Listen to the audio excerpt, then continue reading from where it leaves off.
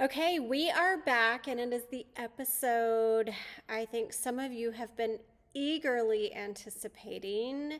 My name is Christy Hughes. I am here to rock the damn boat, to encourage you to rock the boat if you are one like me who was always conditioned to play it safe, to be the good girl, to not speak up for yourself, to live to help and please other people, to live by all the rules. I am a rule follower to the nth degree, but I have learned how to embrace a little bit of rebellion. I've always had a very independent streak, and now it is coming out in this podcast, my stories to help inspire you to maybe do things a little differently, go against the grain in some way. I am here recording at my yoga studio, and it's funny because if you're watching, I'm looking and I'm seeing this fancy podcast microphone behind me that I didn't even bother to plug in. So we're just a few weeks into this show. I will continue to get better, but this was all about imperfect action and just starting the show regardless of my equipment or my producer, which is also me. I use really inexpensive, aka free editing software. I did invest in a fancy new Mac, so we'll see how things go with iMovie and with the whatever I'm using here, QuickTime Player, to record this. I don't know. I feel like sometimes old dog, new tricks, but I'm embracing it. I even finally named my chat GPT. Her name is Sophia. So Sophia has been a huge help to me in a lot of ways, but I still love my authentic self as well, and that is why I love podcasting. I have realized, because I can talk to you. It is me. It is not an AI. It is not a robot. Now, writing, if you get my Sunday newsletter, then that is me. I write that. I do not utilize AI to write my newsletter. I want those to be heartfelt words that come from my brain.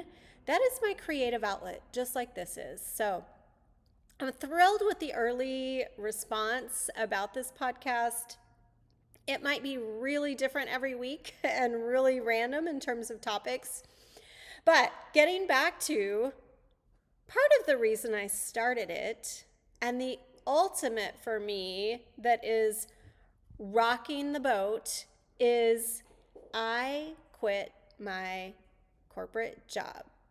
So I gave my notice a couple of weeks ago.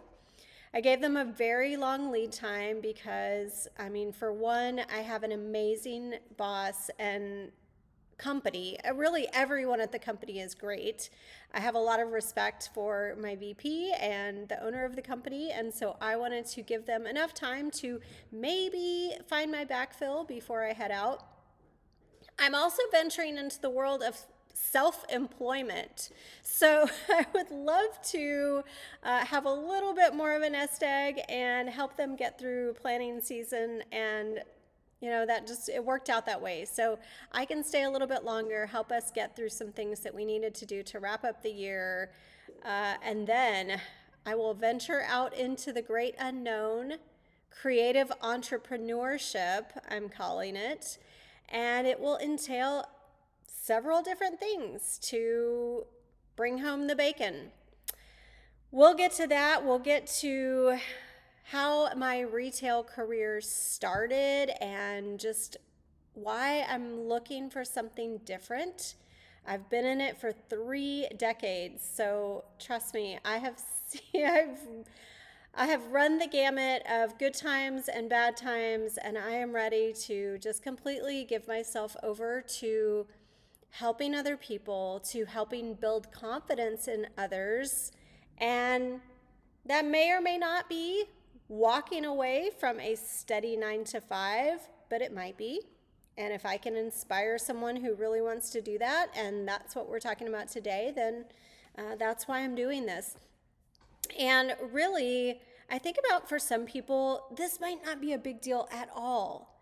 There are people who were third or fourth or fifth generation entrepreneurs. And to them, this is not a big deal. They've always been that thrill seeker and that, just getting out there, putting yourself out there. But if you are anything like me, I am an Enneagram 2. I am a people pleaser. I have lived my life playing it safe and coloring between the lines and making sure that I had everyone else's respect, even if it came at the expense of my own dreams.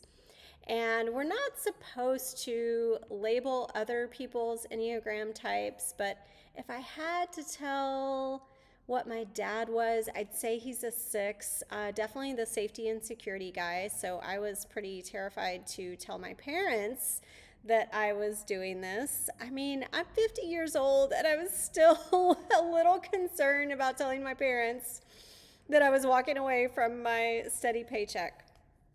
But they were great about it. Everybody was just, I've gotten so much support, and that's the beauty of all of this. So how did we get here? My very first job my very first job was at a bakery and snack company. But then when I got into my senior year in high school, we moved to Houston area, to Kingwood to be exact, and I had lived in Arlington, Texas my entire life.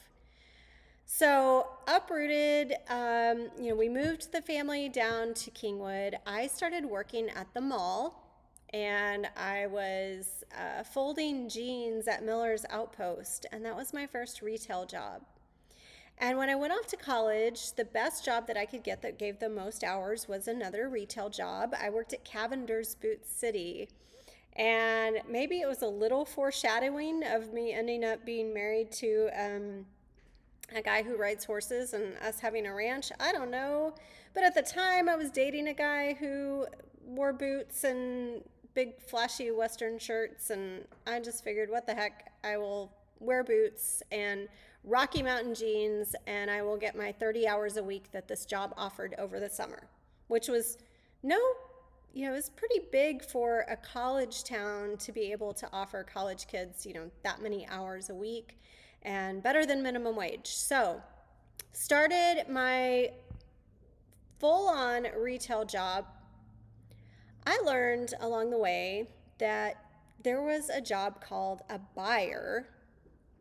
And I would have to call the buyer for Cavender's Boot City. She was based in Tyler.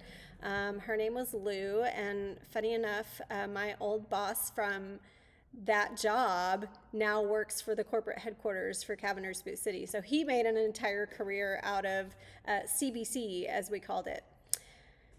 I loved talking to Lou because I would ask her questions, and I just was fascinated by the fact that one person was picking out the assortments that went into our store.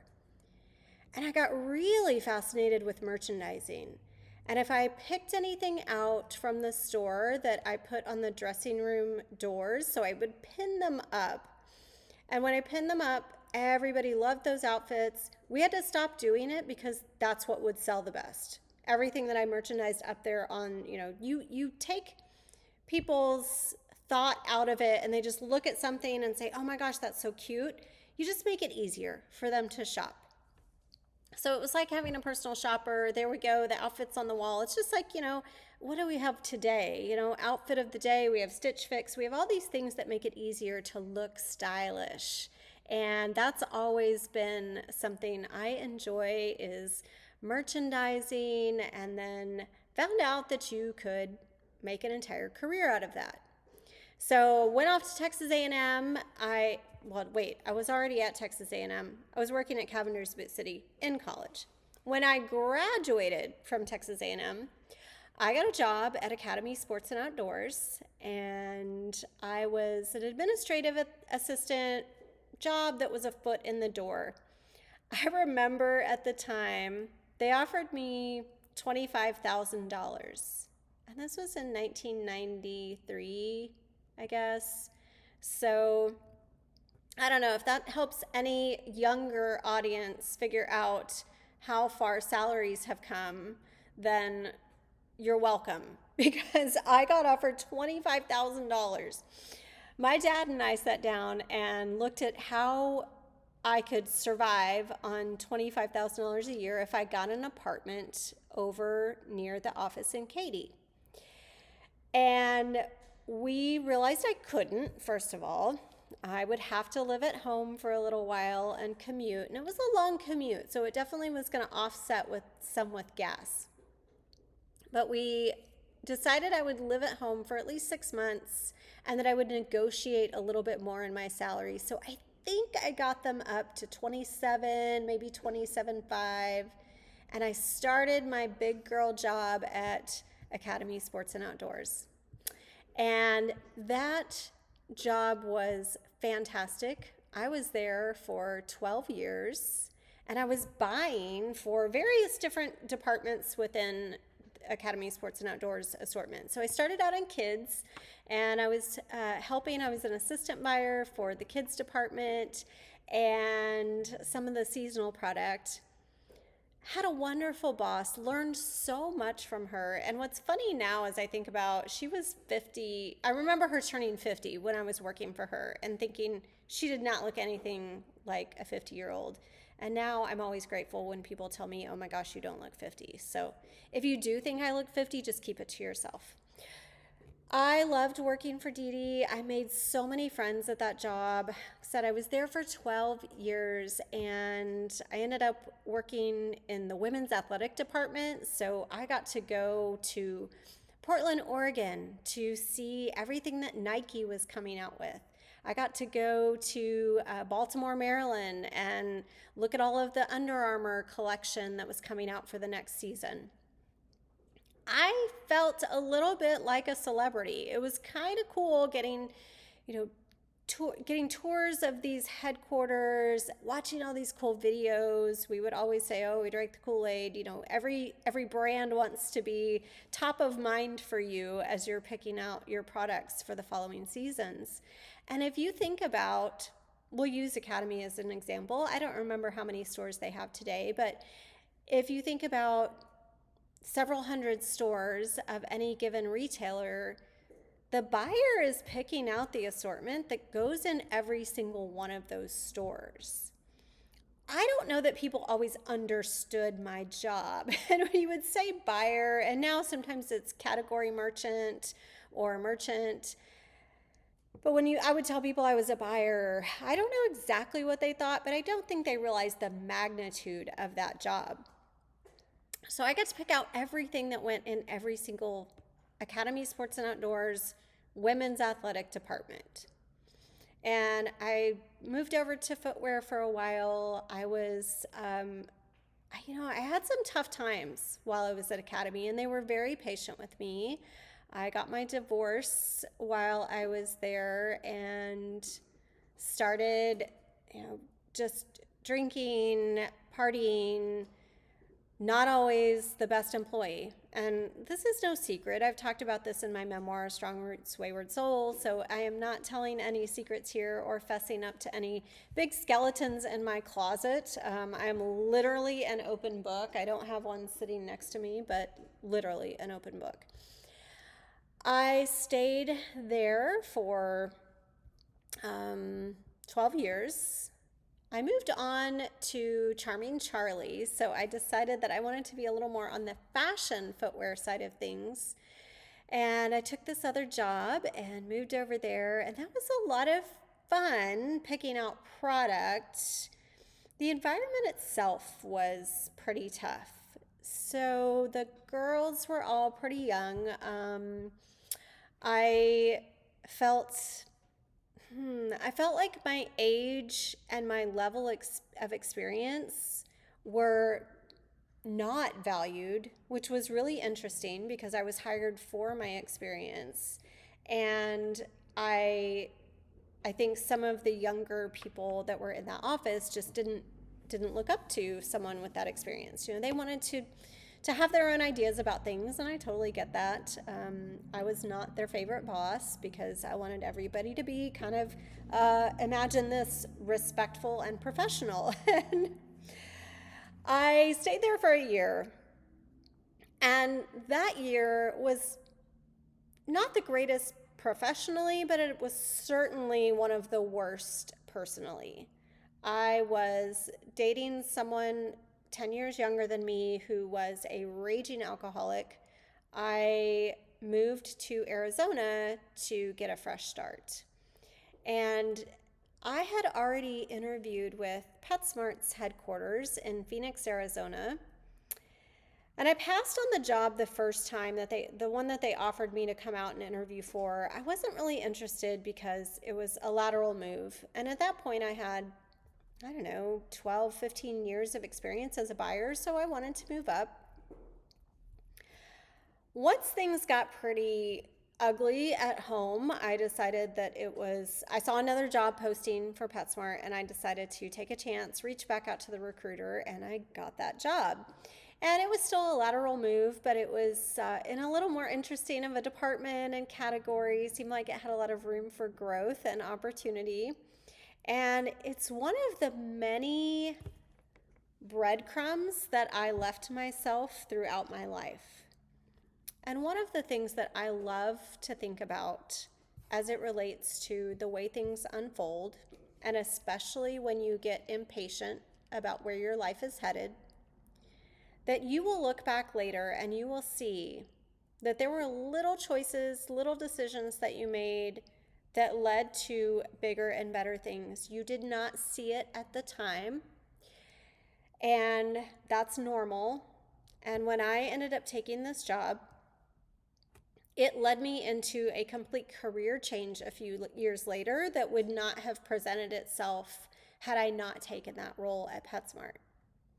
And part of why I chose PetSmart was because I had done pet rescue for years and I really wanted to be involved with the company behind that amazing rescue program. So I loved doing pet adoptions at PetSmart every week or however often I volunteered. And the idea of working for that company excited me.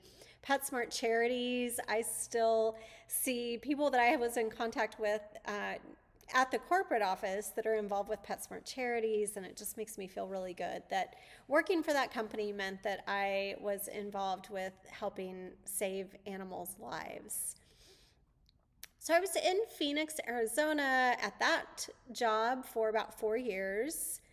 Phoenix was great to me, and Phoenix, if you think about the legendary Phoenix, rising from the ashes, having an entirely new body and transformation. It didn't happen at the time, but it was going to happen. And the little breadcrumbs that I left myself trying to get sober by the time I was 40 didn't quite work out, but it came a few years later, and just being sober curious during that time in Phoenix was helpful. I met my now husband, Ryan, and I think I've talked about that before, just being a few blocks away and meeting him there in Arizona. So that whole chapter of my career led to a lot of personal growth and milestones too. I invested in my first house, and I had a house in Katy, but when I say invested, I took a leap of faith and bought a house that was a little bit out of my price range, top of my budget. One side note, in Arizona, the property taxes are way less than they are in Texas, so you can afford a little bit more house thanks to that also. But I pushed myself out of my comfort zone and bought a house in a trendy neighborhood, close to the really trendy neighborhood that I couldn't afford. So close enough to be hip and affordable enough that I could move into that neighborhood. My home price increased by 50% in the 3 years that I lived in that home. So we'll talk more about all of the things that lead up to deciding to quit corporate America and traditional 9 to 5 and what you can do to build yourself up to that. But I'm just going to I'm going to plant that little seed now that I didn't believe in people. I thought I had to know more about real estate to invest in real estate. But just making that choice to live in a house by picking the right neighborhood at the right price meant that I came out smelling like roses when I sold 3 years later and being able to put a big chunk of change down on a house in another neighborhood. Same smart decision, same smart real estate deal. So that's what's helped with a little bit of a nest egg. But going back to retail and my job there at PetSmart, I wanted to get back to Texas after my grandmother died. I realized I wanted to be closer to family, and I decided to look for jobs in Texas. And I ended up getting a job with Dickies Workwear, who has now relocated, so no longer in their historic building in Fort Worth. But I took a job as a category manager, which was totally different than buying. It was the first time I was on the manufacturing side than the buying side. And I liked it because my skill set worked. It was still like I got to pick product, only I was helping the sales team sell it to the retailers instead of actually buying it myself. And that was another environment, much like Charming Charlie, that was not a great fit for me. And at this time, I have to keep in mind that I was grieving the loss of my beloved grandmother. She died at 99 years and 9 months old. Polly, I write about her in my book too. She was my role model for kindness. And I was grieving her, and I was living in her house, and I was alone, and Ryan was going to be coming later once he got relocated and finished out some things at his job and he was going to have the opportunity to be remote. And I did not deal with that few months well at all. My drinking got to kind of an all-time high. I say that, but I feel like it got worse over the next year. But it was definitely the beginning of the end for me in terms of drinking. And I remember sometime during that year, and the point where I had a boss who kept telling me I should leave the company and go work somewhere else because he was unhappy. I remember putting in a note in my phone that I wanted to quit retail and write full time. And I put a date on it, or maybe it was an in 5 years goal or something to that effect. I think at the time I said, I want to quit retail and write full time in the next 5 years. And at that time, it would have been 2016. So 2021, obviously, I was still working in corporate America at that point because it's 2025 and I'm just now taking the leap. But I felt so strongly about a need to follow my passion and to follow my heart that I put that idea out there.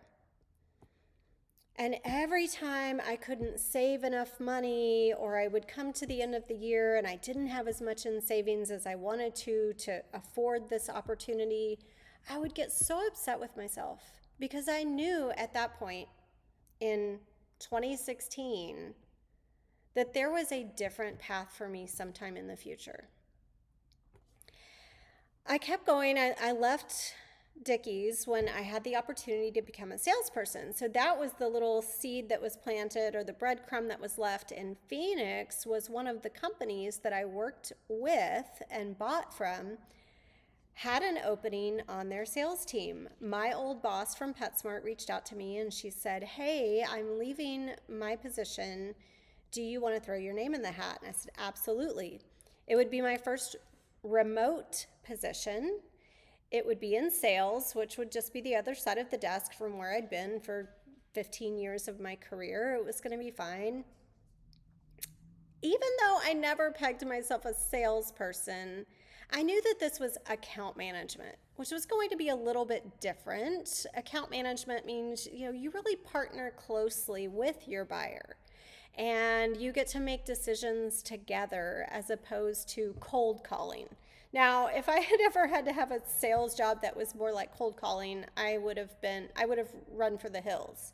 Now, when I'm self-employed and I'm asking, lots of different people to help out my business or to sign up for my coaching programs, well, then you can take my foot out of my mouth. But right now, at that point in time, I was not wanting to be in that type of sales. I ended up staying there at Oxbow for 5 years. I loved working for them, and I loved it so much that it inspired me to get sober. And I have that company and that team to thank for their support, even though at the time they thought that I was stopping drinking so I could be healthier, because they knew I worked out and I, prioritized fitness in my life.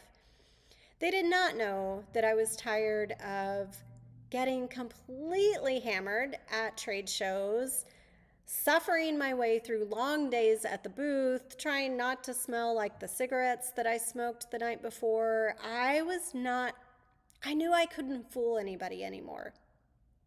So I ended up getting sober, spent 5 years with that company. It was great. And then I changed companies about 3 years ago. My old company was bought out and it just wasn't quite the same. So I moved on. And within 6 months, I became a director. And I'm so proud of myself for throwing my name in the hat for that role, because my entire time at PetSmart, I wanted to get into leadership. I wanted to be promoted. I had been a buyer for years. I knew that was my next step in my career path. And I just couldn't break through. And we would have to sit down and talk to directors and have conversations with them. And everybody was graded on this scale at review time of how promotable they were. And, they kind of ranked on whatever numbers or whatever that looked like. And I don't know what I was doing wrong. And I look back now and think maybe nothing other than, okay, let's face the fact that I was definitely not the most reliable when it came to my drinking. But in terms of job performance, I was pretty A+. I think everything happens for a reason. I think there is a reason that I did not move up with that company and that I left at the right time to come back to Texas for everything else in my career to unfold the way that it did.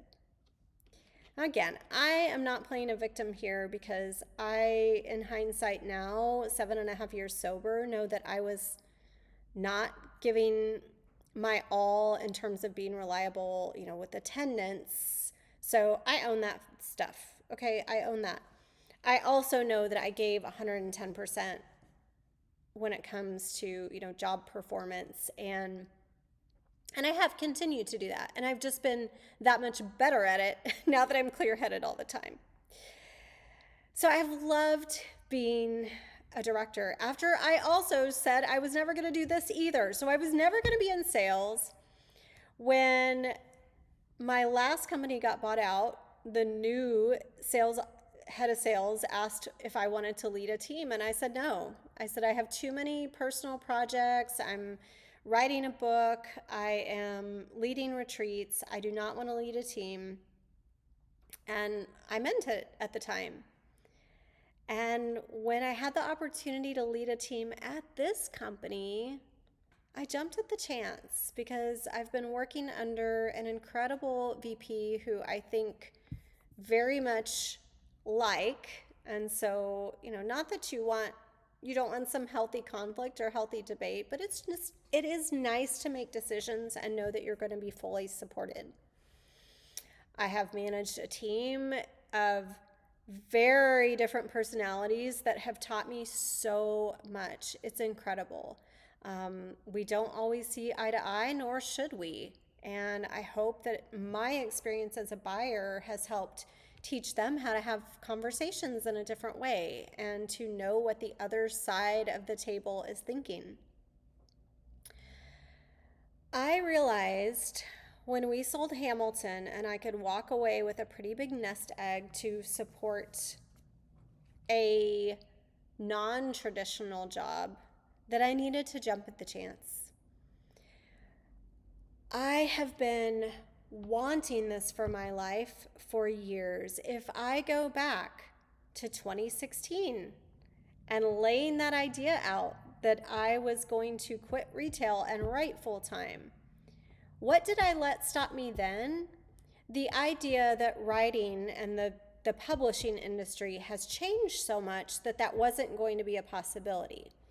I let every, oh, you can't possibly write full time, woe is me, blog or essay out, or Reddit thread or whatever out there in the great World Wide Web tell me that I was never going to be able to write full time and make a living at it. And maybe I won't. And that's okay, but I can't not try. I can't assume that that is going to be the case. Yes, I self-published my first book. I spent about as much as I made hiring an editor and a cover artist and, broke even. I sold as many copies on my own as what I heard from a publisher most books sell. So I did pretty darn good by selling 500 plus copies on my own. And I still sell them here at the studio. I also have other endeavors and retreats. So I hosted my first retreat at our property in 2022. And I didn't have fantastic infrastructure, but it was a good trial run. I did 3 different events. I, again, managed and coached several different personality types on each one. I remember a really difficult conversation with somebody on one of them that taught me how to be more assertive and to deal with conflict on a retreat, which you hope is going to be peace, love, and rainbows the entire time, but it isn't always. So healthy conflict. I am hosting a retreat in January, and everything that I learned along the way there is teaching me how to do a retreat bigger and better this time.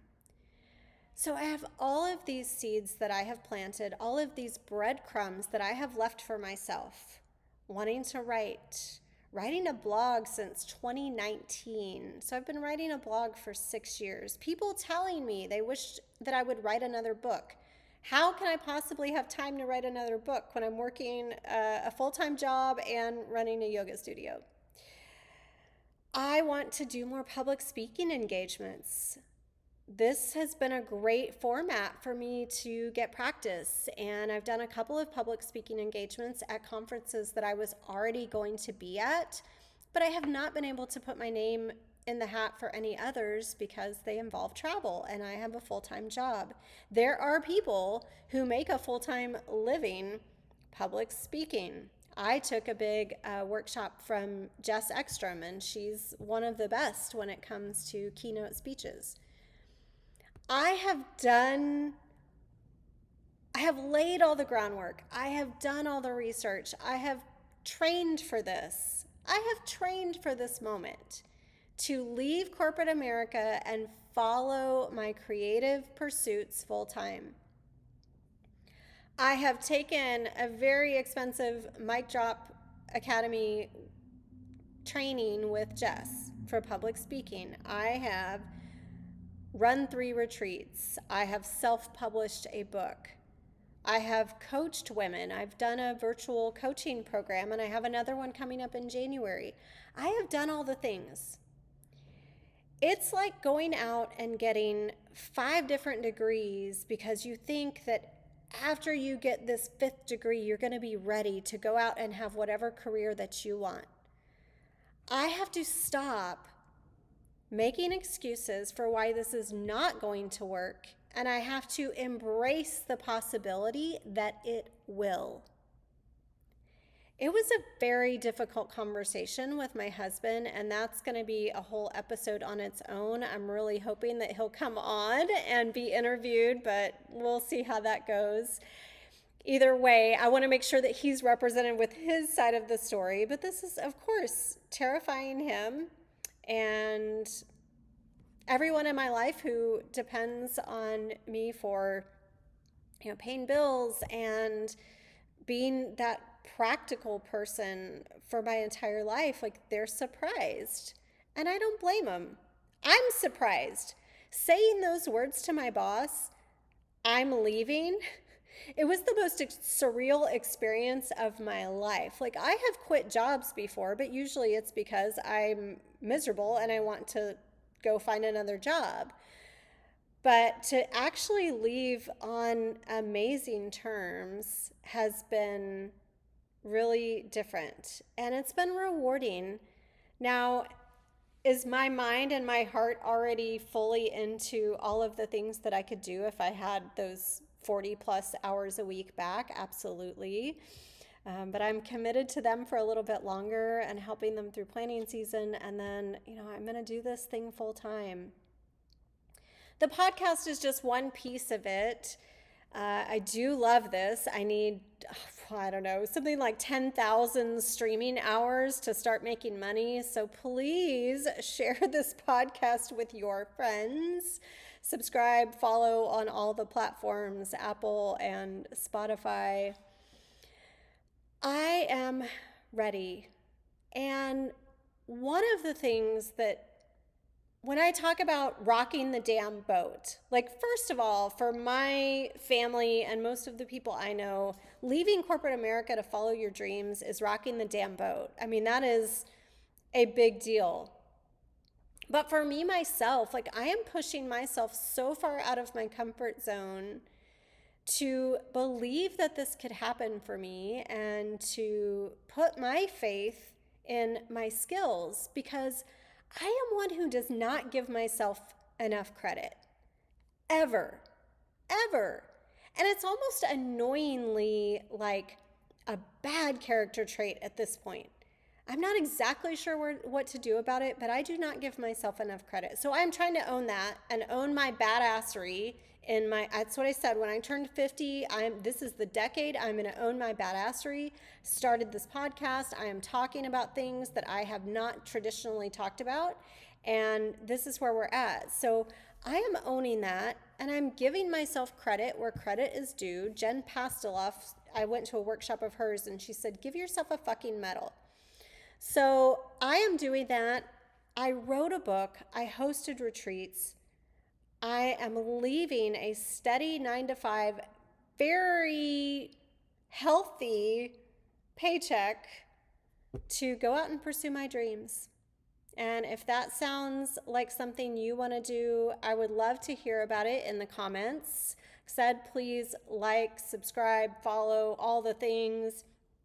I'll be bringing you more and more different topics, but we'll be on this one for a little bit. I'll keep you posted on my progress and my exit from corporate America, and I hope that you find little ways to step out of your comfort zone, to rock the damn boat. I promise you will swim to newer, more exciting islands. I don't even know how to turn that into an analogy. I'm gonna go teach yoga. This is Christy Hughes, and I look forward to seeing or talking to you again very soon.